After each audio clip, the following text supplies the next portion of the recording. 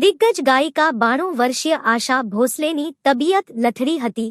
સૂત્રો દ્વારા મળતી માહિતી અનુસાર તેમને હાર્ટ એટેક આવ્યો હોવાનું સામે આવી રહ્યું છે અને તેમને મુંબઈની બ્રીચ કેન્ડી હોસ્પિટલમાં દાખલ કરવામાં આવ્યા હતા. હોસ્પિટલના ઇમરજન્સી મેડિકલ યુનિટમાં આશાની સારવાર હાથ ધરવામાં આવી છે. દેશભરમાં આશાતાઈ જલ્દી સ્વસ્થ બને તેવી પ્રાર્થનાઓ થઈ રહી છે. આ દરમિયાન આશા ભોસલેના પૌત્રી ઝનાઈ ભોસલેએ તેમના સ્વાસ્થ્ય અંગે સોશિયલ મીડિયા પર જણાવ્યું હતું કે, મારા દાદી આશા ભોસલેને થાક અને છાતીમાં ઇન્ફેક્શનને કારણે હોસ્પિટલમાં દાખલ કરવામાં આવ્યા છે. અમે સૌને આગ્રહ કરીએ છીએ કે અમારી પ્રાઇવસીનું ધ્યાન રાખવામાં આવે. તેમની સારવાર ચાલી રહી છે અને આશા છે કે બધું બરાબર થઈ જશે.